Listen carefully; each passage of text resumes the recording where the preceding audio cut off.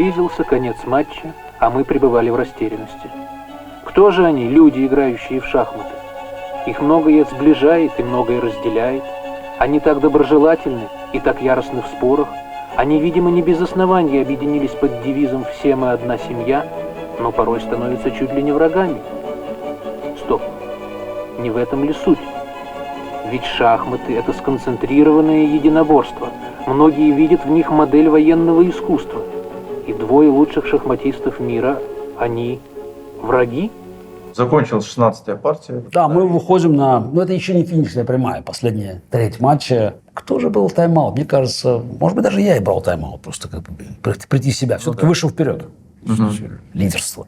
В 17-й партии как раз Карпов какой-то находит какую-то такую левую систему в защите Немцовича. И я вот понимаю, что есть там правильные какие-то... Ну, надо, чтобы там было пожертвовать. В общем, неудачно я сыграл, как бы, да, и даже чуть хуже получил белыми. Ну, ничья, в общем, как бы. Карпов сил там на что-то надо. Серьезную борьбу не было. Вот, но не лучше он из меня сыграл. То есть, ну, там всегда такие позиции динамические, надо что-то как бы жертвовать, а я еще тоже как бы вот не готов еще развивать успех. Вот. 18-е Шевинген. Какую-то там Карпов установку применяет, ну, уже как табель шевингенская становится. Но я себя там очень уверенно чувствую. На самом деле, там как бы вот в этих шевингенах, там мне Карпов так ходил, значит, потому что у нас была, по-моему, 5-я партия в безлимитном матче, потом, по-моему, 43-я партия, 45-я партия, а потом, значит, здесь, соответственно, в этом матче была 2-я, 10-я, получается, в 18-я, вот, то есть вот это... И ничего Карпова не получалось. Да, несколько раз он имел перевес, как бы я, но тем не менее все время как-то вот характер борьбы вот не для него был. А я там что-то так ходили. В общем, вот это все у меня складывалось. И 18-й уже у меня даже немножко лучше получилось. Черными он там пошел, прорвался Е5, но позиция у белых, в общем, инициатива выдыхается. Ничья. Это все-таки... А в 19-й он в очередной раз играет какую-то левую систему. То, значит, в Немцовиче он значит, слон b4, конь f3. Он вообще сделал ход конь e4 здесь. Такой e4, ферзь c2, f5. Вот интересно, что вот он все время какие-то левые боковые схемы искал. Вот подобное. Значит, ну, по-моему, в g3 у нас было. Это даже порядок. g3, конь c6 он пошел здесь. Да, вот, план его был попробовать поатаковать меня. Конь c6, слон g2. Не, рокировка, да. Слон c3, bc, конь опять. Ну и опять понятная идея, как-то попробовать как-то все это вот так учить. c5, d6, да, он пошел здесь. Да, ну вот здесь, но тут уже я был готов к тому, что надо что-то жертвовать. Я c4 пошел. Вот. Ну и выяснять, что, в общем, тут после dc там белых там достаточно сильная игра получается. По-моему, слона 3, что ли, я не помню. Ну, в общем, после dc... b6. Не, он пошел b6. Ну, после dc там... По-моему, это то ли ладья d1 можно пойти, то ли слона 3 можно. В общем, я вижу, что тут игра. И в общем, вот после c4, я помню, он начал дергаться. Ну, хоть b6. Вот тут пытается все-таки заставить меня дернуться. Здесь тоже как бы вот этот, все-таки как-то, то ли это слабость, то ли это потенциальная сила какая-то. Но пока, в общем, кажется, у черных вот есть нормальная игра. Но здесь я нашел очень сильный ход слон d2. Значит, Карпов повел конь d2, и вот здесь такой момент, он здесь допускает решающую ошибку. Я понимаю, почему он не пошел слон b7. Значит, вот как бы, вот для Карпова эта позиция очередной отрезанный конь, хотя на самом деле все не так ясно, как бы позиция совершенно не ясная, потому что конь-то отрезанный, но у белым тоже не понятно, что делать, черный мог меняться, ферзь на f6, ладья на e8.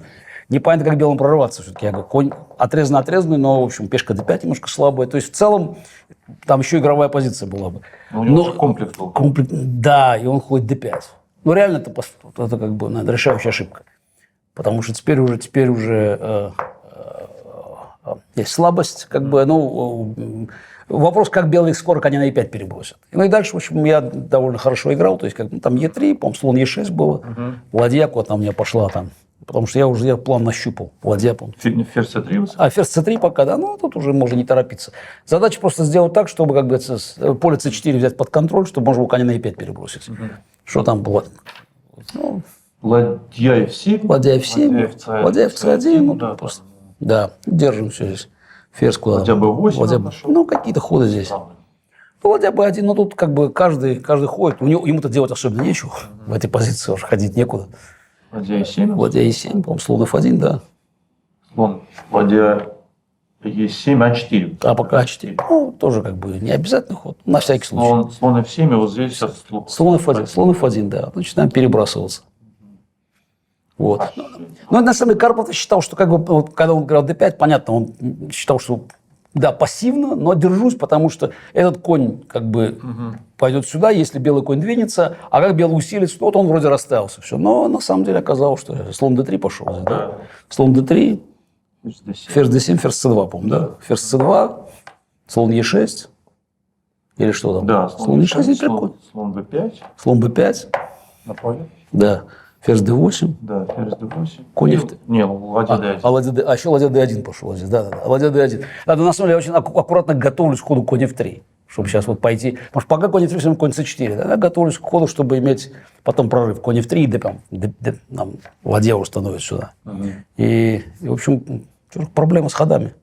Не карповский ход g5. Ну, на самом деле, мне кажется, он в этот момент как бы он устал просто стоять на месте, потому что рано или поздно что-то белые сделают. g5, ну теперь-то точно конь f3. Конь f3, и теперь конь c4 да, взял и d5 просто прорвался, да. А, ну, иначе ладья g7, конь e5. Не, ну, тут уже агония, потому что теперь конь d2 на e5 перешел. Все, как бы, это то, что я готовился. Доминация. Это тотальная доминация. Что там? Ферзь f4. f4, да. Да, f4.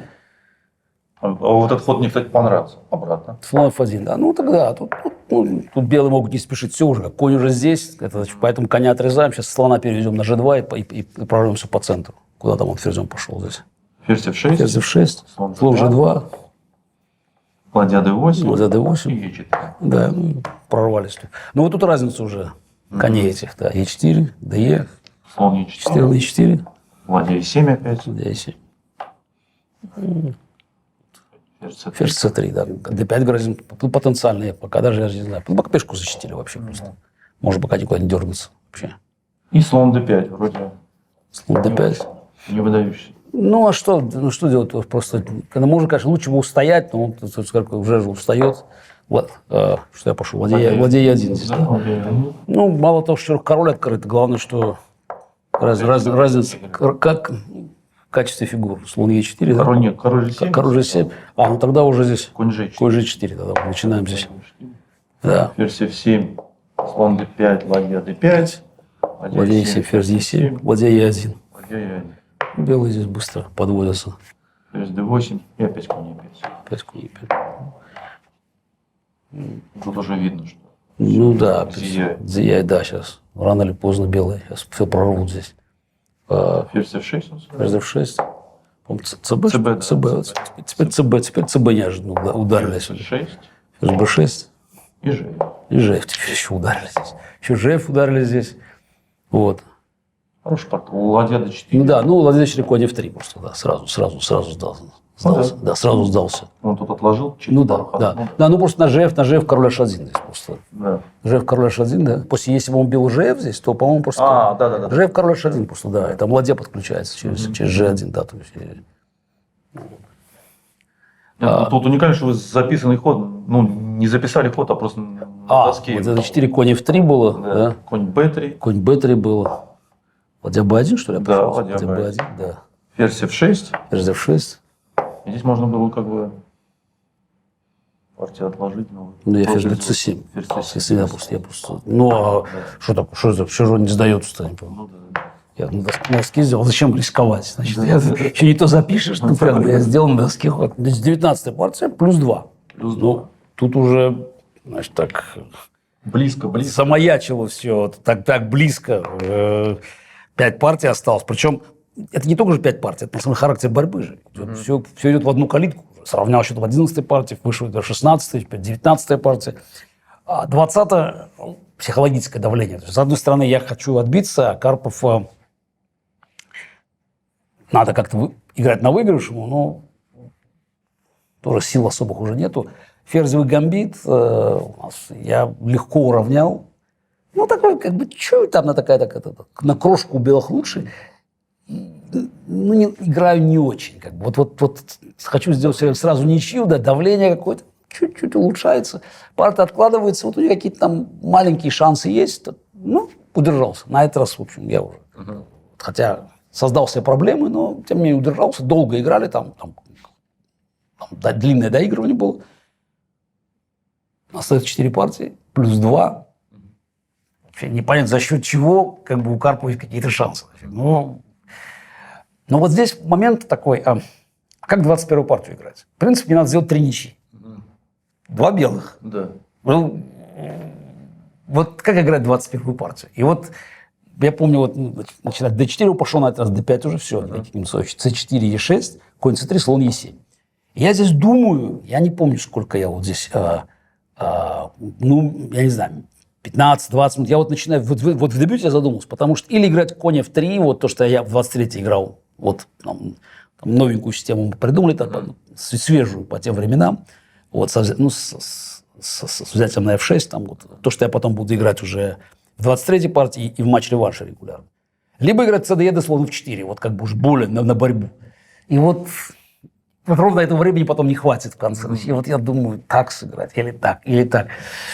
Ну, хочется сразу решить, потому что инициатива-то у меня, а с другой стороны, ну, так что я одну ничью черными не сделаю. Как бы, если надо поддержать как бы немножко, ну, маленький плюс, даже если ничья, 22-ю отобьемся, 23-й, ну, все, то есть матч. Но так в сценарии записано не было. На самом деле, как бы вот судьба была играть все партии до конца, и чтобы каждая партия этого давала какой-то ценный материал, вклад так, в шахматную историю. И в драму. Да, и в драму, да, чтобы никто вот не расслаблялся. И я играю с ним вместе с ним играю партию, переживаю так же, как он. И я вижу практически все его ходы. Вот, так что как-то есть у нас какая-то внутренняя связь. И для меня это своего рода Голгофа. Вот место, на котором я сижу. Ну, что делать? Я присутствую.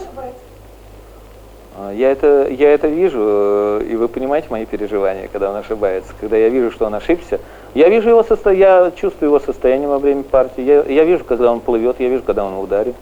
Но, увы, я же ничем не помочь не могу. Но я должен там присутствовать, потому что я просто сойду с ума.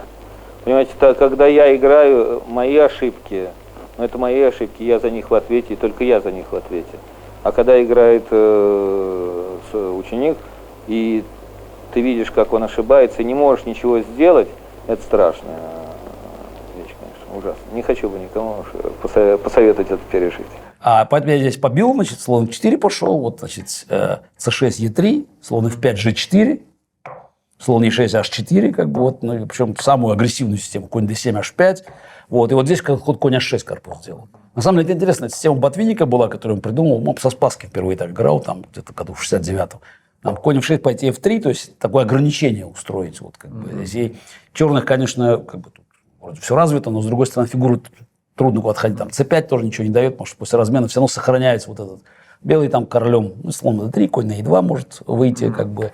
И, в общем, черные явно скованы. Мы эту позицию смотрели, я, в общем, очень вообще любил такие вещи. А вот конь h6 ход, на самом деле, он просто все меняет, потому что теперь там на f3 там есть подрывы f5. Вот. На слон h3 есть очень сильный ход g5. Вот, как бы, да. Я пошел слон e2, значит, такой тоже. Карп пошел конь b6. На самом деле, хорошая позиция у черных уже. Конь b6. Я ладья c1 пошел. Я пошел ладья c1, вот ладья c1. Но здесь он делает плохой ход. Он пошел слон d6, по-моему, здесь, да, Карпов. На самом деле, надо было все-таки играть там, открывать игру надо было. Значит, то есть, или конь c4 можно было здесь пойти еще. То есть, может быть, конь c4, кстати. В общем, можно было создавать здесь динамичную игру, но да, он неудачно ход слон d6 сделал, да, вот, а надо было, по-моему, конь c4 пойти. Слон d6 обошел конь h3, и получается, вот у белых уже такая стабильная позиция. Я там побил, пошел b3, король d2, там ферзь g1 перешел. Эндшпиль близко, очень близко. Ну, допустил ошибку все-таки перед откладыванием. Отложенная позиция тоже с шансами на выигрыш, но Карпов правильный ход, там, нашел правильную контр-игру, и я, в общем, не сумел создать ему реальных проблем. Ты мне, хорошо, ничья, в конце концов, большое дело. Да. Осталось 3 партии. На самом деле 2 партии. Ну, да. Почему я должен проигрывать? Осталось 2 партии, значит, надо одну ничью сделать.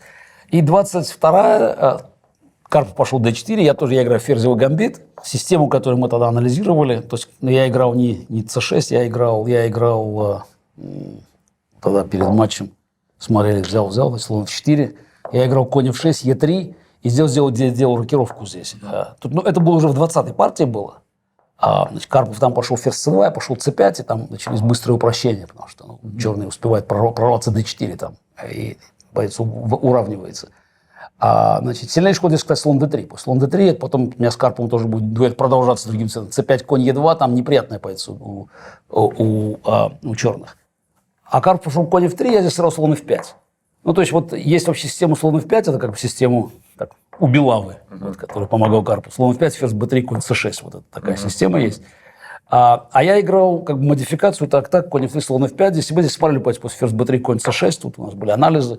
В общем, я очень так доволен. Там конь опять был, там прыжки разнообразные. В общем, нормальная позиция.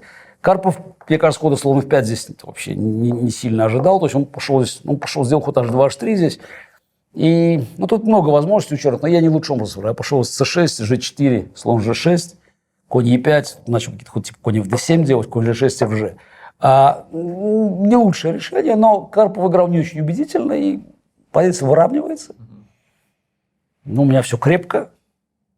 И я реально проиграл в один ход. В один момент просто разрушил свою же структуру. Карпов какие-то пытался создавать шанс, какое-то напряжение на королевском фланге, но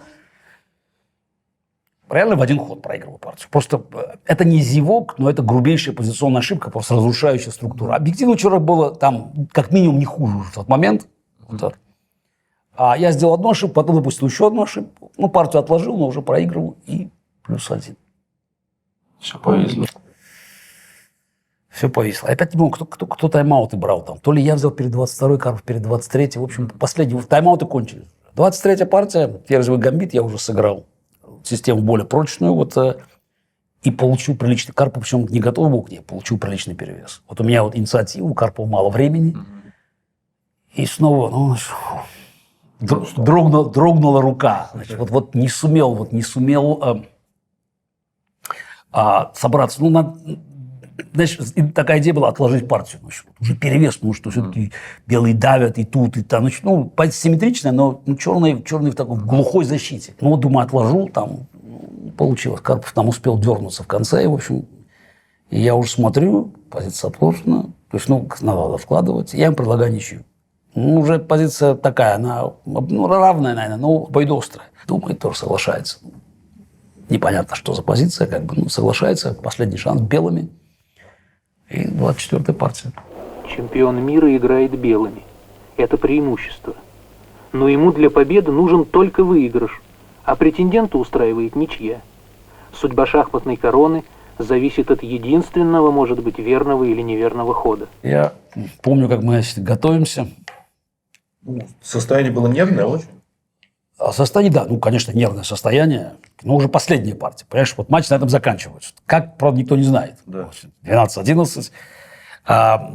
Мы готовимся, смотрим ход d4.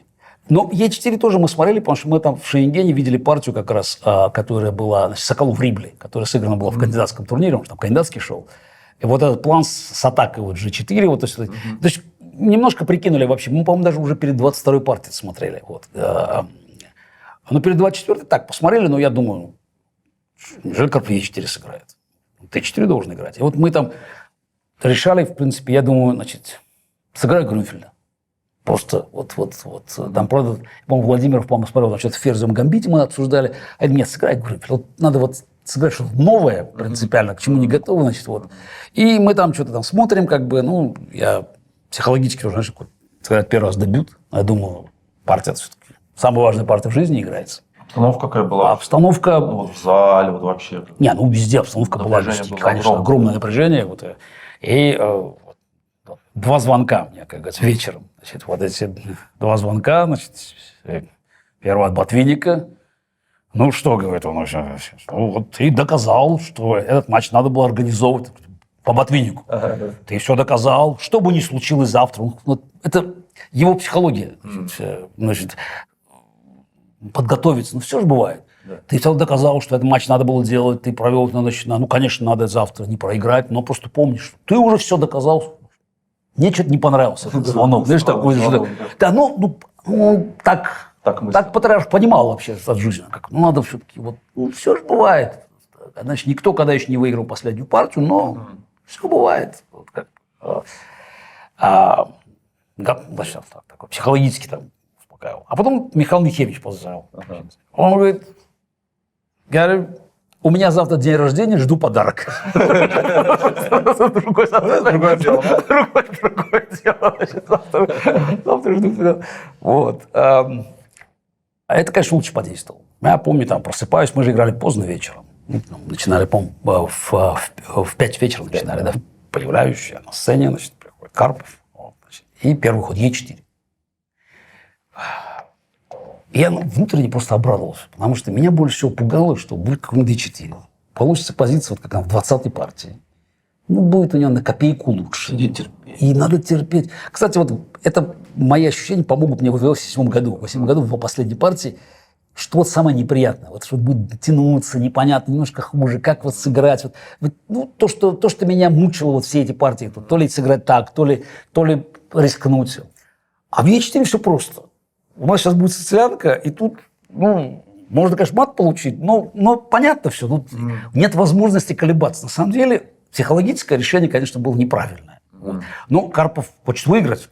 У него есть план, потому что он подготовился. Значит, ну, понятно было, что будет, скорее всего, Шенген, вот, слон Е2, Е6, там рокировка, там, слон Е7, F4, рокировка, король H1, значит, ферзь C7, А4, А4, конь 6, слон Е3, ладья Е8, ладья Е8, слон F3, ладья Б8, да? Да. Вот, ладья Б8, да, значит, ферзь D2, как бы так и было у нас. Ну, у нас же было так 18, слон D7, конь B3, B6. Ну, и здесь уже не то, что он там играл, по-моему, как он, слон F2. Да, пошел, да, а здесь пошел G4. Естественно, пошел G4.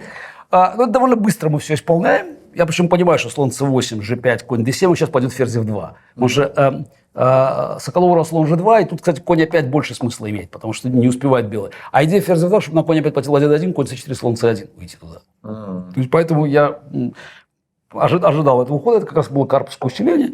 С точки зрения вот 24-й партии, вот если так посмотреть, то, конечно, идеально для белых, потому что острейшая позиция, белые атакуют, но им надо выиграть. Ну, да. Но вопрос не в том, какая позиция, а в том, кто как себя в этой позиции чувствует. И у меня было совершенно спокойно настроение, потому что, да, ну, атакуют, хорошо. Я в Шенген играл с 72-го года, как бы, да. То есть вся моя жизнь сознательная, как бы, она вот к этой партии вела. Вот, значит, и я пошел, по-моему, слон b7. На самом деле я играл не лучшим образом здесь. Играл. Но как бы, там слон b7, по-моему, был, да? Или я слон f8? Слон f8. Ну, как бы я свою расстановку провожу здесь. То есть я знал, что расстановка надо расставить на g6, слон g7, значит, как бы вот здесь иметь там ход конь f8, когда он сдвоится по h. Общее очень представление. Но я не хотел конь опять играть. Кстати, это правильно. Вот, нечего здесь коню делать. Конь должен тут стоять, потому что с этого поля он будет держать поле d5. Когда нам придется встречать слон d4 ходом e5, конь с b4 держит вот этого коня. То есть это важный момент. Слон f8. Ну, опять, это не самое лучшее решение. Сильнее слон b7 ходить. Это, поэзия, кстати, довольно много как бы потом анализируется. Слон f8, ладья d, слон g2. G6, да? Да. G6. Нет. Слон... Или слон B7. Слон B7, слон B7. Ладья D1, G6. Ферзь H4, да? Слон C1, да? Ну, просто здесь перекрасно. Слон C1. Да, но здесь надо было... Здесь конь C5 интересный ход был. Вообще, если, конечно, лучше было ладью, конечно, эту не пускать туда. Я пошел слон G7, а пошел ладья D3 здесь. Ладья B7. Ладья BC8, ладья D3. Ладья D3. Конь B4, ладья H3. На самом деле здесь Карпов был очень доволен, потому что все идеально у белых. Эта ладья с А1 оказалась на H3, не эта ладья здесь. Вот, а это, ну, на самом деле, как бы, это не конец света, но с точки зрения 24-й партии, белых все складывается идеально. Уже атака тут, как бы, смесь посмотреть сюда. Значит, я пошел слон G7 здесь, чтобы на ферзь 4. Да, слон G7. И он пошел тут слон Е3. Слон Е3. Вместо F5. Да, вот, он пошел. Да, и здесь вот момент, конечно, был ход F5, и ход действительно крайне опасный был.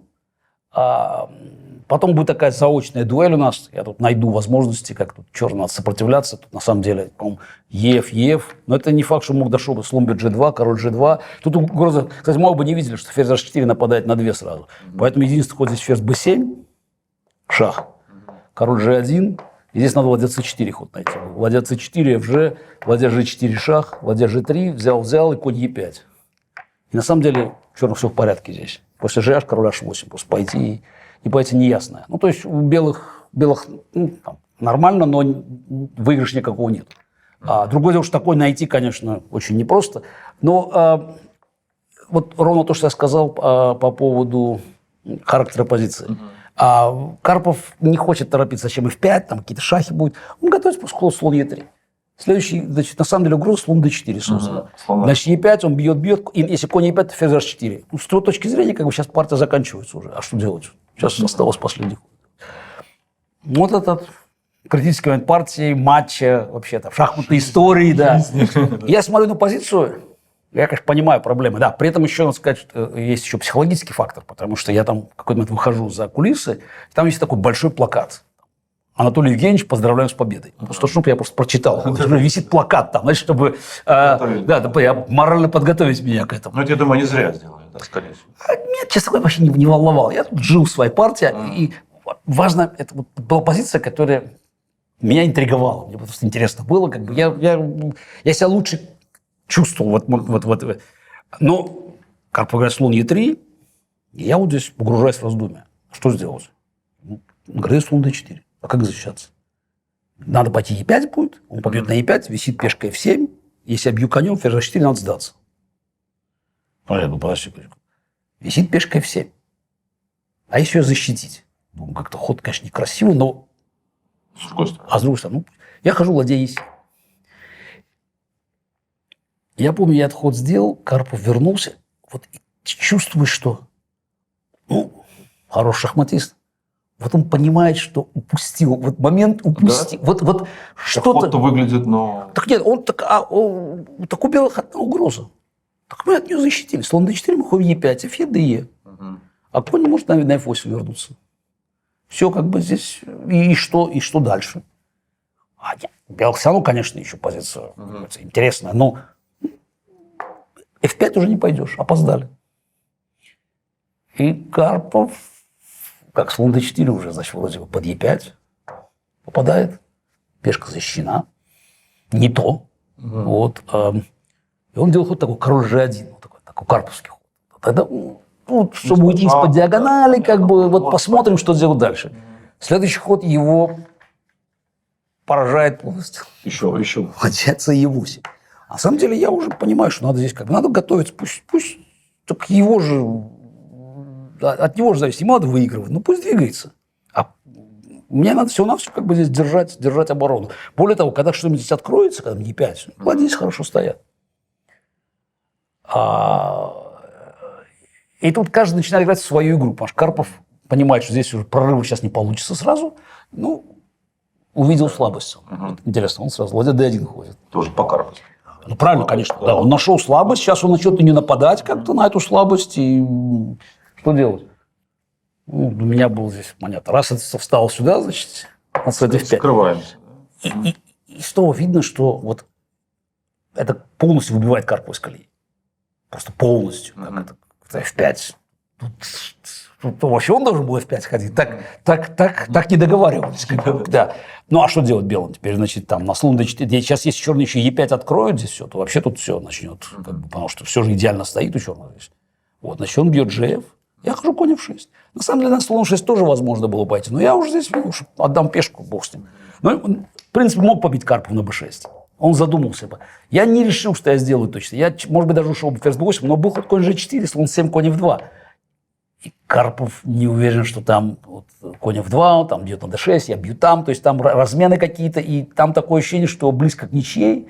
А Ну, ничья Карпову не нужна, естественно. Я, честно говоря, скорее всего, ушел бы в ФСБ-8. Тогда убил бы перевес. Вот. Но Карпов это как бы не знает, он, в общем, так смотрит и опять делает ход такой, ладья G3. Укрепиться. Ну, что не укрепиться, пешка же никуда не денется. Ну, тут все-таки время теряется. Ладья F7, слон B6, ферзь B8, слон E3, назад ходит Карпов. Я конь H5 хожу. Ладья G4, Да. конь F6. Повторяю. Готовы? Готовы повторить, да. И видно, что у Карпова такая внутренняя борьба, потому что он понимает, что правильно повторять ходы. А какой смысл повторять? Поэтому он ходит ладья H4. Вот. Но ладья H4, но тут я уж понимаю, что пора G5, FG. А здесь важно, нельзя бить на E4, потому что там возможно, даже и жертва ферзя. Вот опасно, да. Но я-то конь G4 собирался ходить. Карпов входит на ферзь D2, я бью на E3, ферзь E3, конь взял C2. Так борьба обостряется, как уже цейтнот. Вот, Карпов прыгает на B6. И все, такая позиция, можно что-то и где-то... Нет, позиция все равно острейшая позиция, причем 24-й партии. Но ход слона 8 я-то видел. И Карпов после слона 8 он явно впал в такую прострацию, ну, слона 8, и он быстро хватает пешку d6. Ну, уже цейтнот. Вот сразу проигрывает. Значит, надо найти было взять ладья b8, ферзь 8, ладья 8, слон h3. Ну, во-первых, это не так просто найти. Во-вторых, у черных, скорее всего, все нормальная позиция здесь. Ну, тут разные возможности были. По-моему, и ладья b3 можно пойти, и ладья e7. И, честно признаюсь, я не видел ход слон h3 здесь. Ну, времени не было, потому что я слон 8 нашел ход. Очень обрадовался. Вот. Ну, по возможности, по-моему, ладья e7 самое такое жесткое с точки зрения, по-моему, достижения ничьей, по-моему, ладья e7, да, здесь вот. Но взять на b3 тоже возможно. Слон e6, ладья b2. Да, по-моему, там, да, ладья b2. Там ладья f1, слон d4 шах, там, по-моему, там какие-то осложнения, но, в общем, везде. В общем, игра тоже. Нет, игра тут сложно. Действительно, неизвестно, что я бы сделал в этот момент, потому что найдем этот ход, ну, я не знаю. Это, кстати, карповский очень ход. Слон h3. Ну, да, но поменять, да. Да, ну, нападение, но все-таки надо же понять, что жертвы тут все-таки... Нет. Да. Ну, тем более, у него, наверное, оставалось. Оставалось там совсем ничего времени, он ладья d6 пошел, вот. Ну, и тут я ладья b7, конечно, как сыграл. Ладья b7, ферзь бьет a6. Я не удержался, конечно, ход конь b4 можно было найти. У меня-то было там еще минут 10 на часах. Я не удержался, снял коня. В общем, после конь b4 сразу надо сдаться, просто ладья теряется. Вот. Ладья b3, ладья e6, ладья b2, ферзь c4, король h8, естественно, надо отойти. Ну, g6, h6, то есть здесь на самом деле ничего не получается. А у Карпова там уже все, флажок поднимается куда-то, и какой-то ход он e5 делает. Я не знаю, ну а что, хочет пойти e5. Вот. И я даже помню, я вот здесь начинаю сижу, мне уже понятно все, что там выигрыш. И я начинаю просто показывать пальцы, считаю, на ферзь за 7 шаг, забираю, а дальше вскрытый шаг будет. Я вот так показываю пальцем здесь, значит, ферзь за 7 шаг, король там ушел, слон g2, король g2, значит, здесь 42-й ход. Ну, куда здесь шаг дать? Ну, я решил, думаю, заберу ладью, так будет быстрее. И Карпов здесь мучительно раздумывает, откладывать или сдаваться. Понимает, что откладывать неудобно. И вот он собирается с мыслями, чтобы сдаться. Вот, ну и момент, это 6 без 10, без 6 минут 10 в Москве. Значит, 21 час 54 минуты московское время. 9 ноября. Карпов сдался.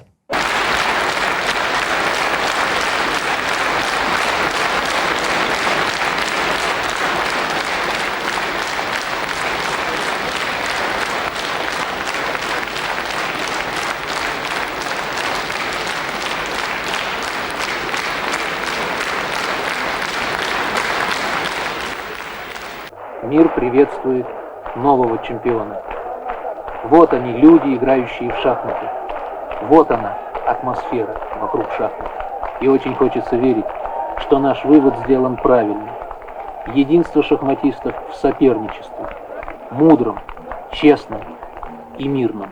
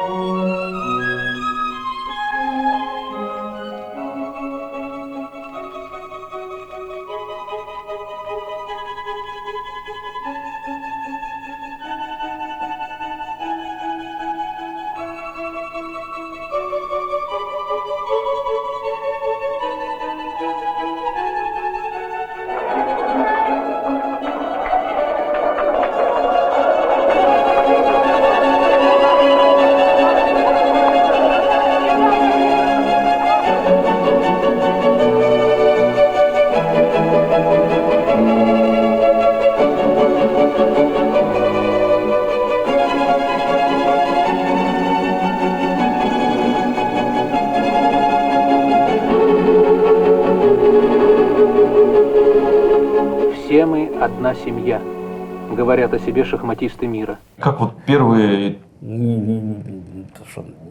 голова. Абсолютно невероятное самое ощущение. Сейчас просто трудно это как-то уже, наверное, описать, представить. Тогда это все такое событие было. Даже не в вашей жизни, а вообще глобально. Вообще страны, глобально и в жизни страны, и в шахматной истории. Да. Большой день был, скажем. Был большой день, большая ночь. Я вернулся в нашу резиденцию. Ходил там, что-то кричал, просто как Тарзан. Ходил там по всем комнатам, что-то там кричал. Там просто, это абсолютно вот набор вот этих ощущений, он непередаваемый. 22 года, чемпион мира. Просто звание чемпиона мира тогда по-другому вообще воспринималось. Чемпионы мира были там Ботвинник, Фишер, Алехин. И тут я там 13-й чемпион мира. Он 13-й, все.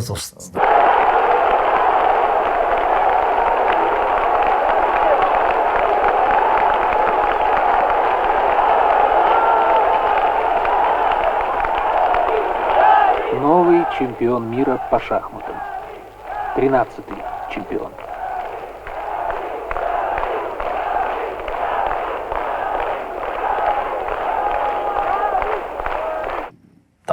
Собрались там гости, там был Гена Хазанов приехал, там тоже как-то чуть не плакал. Да? Я знал в Москве много людей. Я был своего рода героем, там, потому что это воспринималось как вот борьба за что-то новое. То есть, общее ощущение было, что если Каспаров мог обыграть Карпова, то все возможно. Это ощущение, все может произойти. Карпов это как скала такая, вот такой символ системы был. И вот вдруг случилось невероятное. Значит, может быть, вообще вся жизнь поменяется. Вот это общее ощущение, оно так передавалось. А вы с этим грузом спокойно жили? С удовольствием? Нет, тогда я... Я до конца все очень не понимал. Какие-то события, 22 года. То, что я хорошо помню... На следующий день, когда было закрытие, я встаю, там лавру, венок, там все, значит, я даже потом писал, что вот это в президиуме были люди, которые сделали все, чтобы я не стал чемпионом мира. Там Демичев был, такой кандидат в члены Политбюро, который был глава комитета и первого матча, и второго матча, Кампоманос, там все эти, там Крогиус, там вообще куча народу. Я там чемпион мира, букет цветов, все стою. И все, что я запомнил, я ничего не помню. Все, что я запомнил, я в своей книге об этом написал, это то, что сказал Рода Яковлевна. Да. Когда она ко мне подходит, там народ, там все там обнимают, все. И она смотрит на меня и говорит, что я могу сказать? Мне вас жаль, молодой человек. И я просто подпрыгиваю. Потому что самый счастливый день в вашей жизни уже прошел. Вот ключевая фраза. Я практически сейчас во всех своих выступлениях, я также в книге привел эту историю, я ее вспоминаю, потому что, наверное, это лучшее, что могло случиться. Вот чтобы понять, что вообще-то жизнь не кончилась.